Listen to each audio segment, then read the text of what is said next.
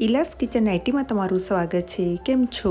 I hope તમે બધા મજામાં હશો. જય શ્રી કૃષ્ણ. આજે આપણે બનાવીશું ગુજરાતી મિક્સ શાક. આ શાક ખાવામાં એકદમ હેલ્ધી અને બહુ ટેસ્ટી લાગે છે. તો ચલો ફટાફટ આપણે બનાવી લઈએ. શાક તો બધા બનાવતા જ હોય છે, પણ બધાની બનાવવાની પદ્ધતિ અલગ અલગ હોય છે. મેં કેવી રીતે શાક બનાવ્યું છે એ રેસીપી હું તમારી સાથે શેર કરીશ. અહીંયા મેં સુરતી પાપડી લીધેલી છે. સુરતી પાપડીને સરસ રીતે મેં ધોઈ અને કાપી લીધી છે. વટાણા સરસ ફોલી લીધા છે. લસણ અને મરચાં લીધા છે. બટેકા લીધા છે. ડુંગળી છે અને રીંગણ લીધેલા છે. હવે આપણે લસણ અને મરચાંની પેસ્ટ બનાવી લઈશું. અહીંયા મેં 8થી 10 લસણની કળીઓ લીધેલી છે. 2 તીખા લીલા મરચાં લીધેલા છે. ટેસ્ટ મુજબ આપણે મીઠું એડ કરીશું. 1 ચમચી જેટલું મેં જીરું એડ કર્યું છે. 1 ચમચી હળદર એડ કરી છે. 1 ચમચી કાશ્મીરી લાલ મરચું એડ કરેલું છે અને 1 ચમચી ધાણા જીરું એડ કર્યું છે અને થોડી કોથમીર લીધેલી છે. ચપટી હિંગ. બધું સારી રીતે મિક્સ કરીને સરસ રીતે આપણે લસણની પેસ્ટ બનાવી લઈશું. સાથે બધા શાક મેં ધોઈને સમારી લીધા છે. હવે આપણે શાકનો વઘાર કરી લઈશું. અહીંયા મેં 4થી 5 ચમચી તેલ લીધેલું છે. તેલ ગરમ થયા પછી 1 ચમચી રાઈ એડ કરીશું. રાઈ સરસ રીતે ફૂટી જાય પછી આપણે જીરું એડ કરીશું. વઘાર સરસ આવી ગયો છે. હવે આપણે મીઠા લીમડાના પત્તા અને લાલ સૂકું મરચું એડ કરીશું. થોડી હિંગ એડ કરીશું.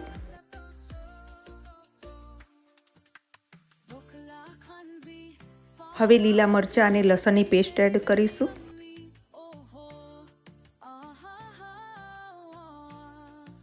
સારી રીતે બધું મિક્સ કરી લઈશું.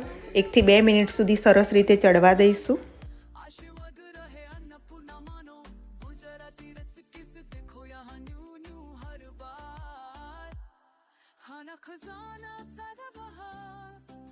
લસણ મરચાંની પેસ્ટ સરસ રીતે ચડી ગઈ છે. હવે આપણે લીલા વટાણા જે આપણે ફોલ્યા હતા એ એડ કરીશું.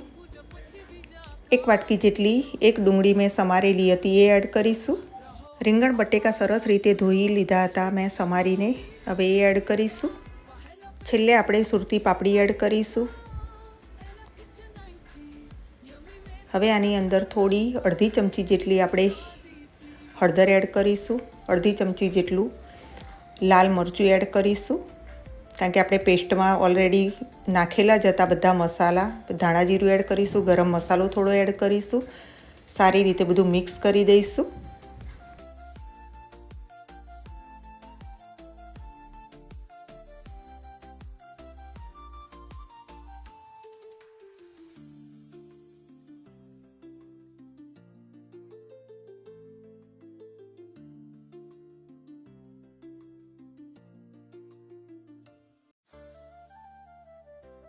ટેસ્ટ મુજબ થોડું મીઠું એડ કરીશું.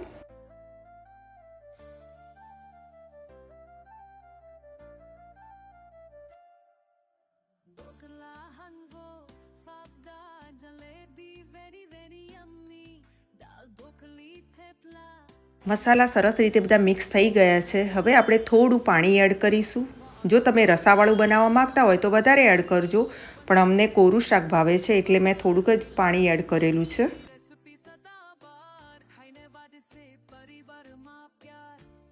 હવે આપણે કુકરને બંધ કરીને 3 સીટી લગાવી દઈશું.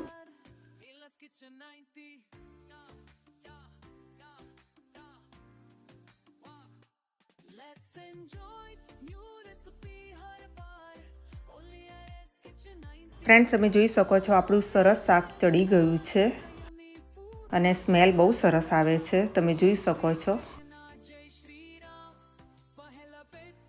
અહીંયા મેં કોથમીરને સમારી અને સરસ રીતે ધોઈ લીધી હતી. હવે આપણે એ એડ કરીશું.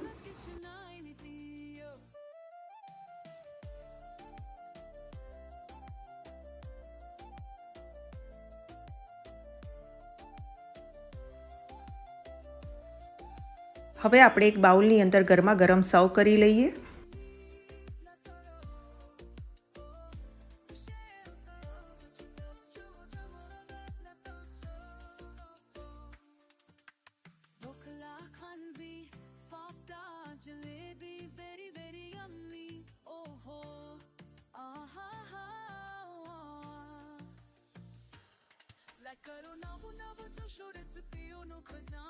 આ શાક દાળ ભાત અને છાશ સાથે બહુ સરસ લાગે છે.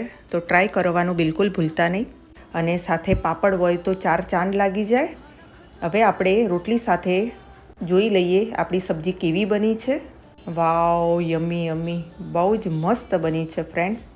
જો તમને મારી આજની રેસીપી ગમી હોય તો લાઇક, શેર એન્ડ સબસ્ક્રાઈબ કરજો. Bye bye. ફરી મળીશું બીજા વિડીયો સાથે. ત્યાં સુધી જય શ્રી કૃષ્ણ. હાઈપ આપવાનું બિલકુલ ભૂલતા નહીં, એ ફ્રીમાં છે.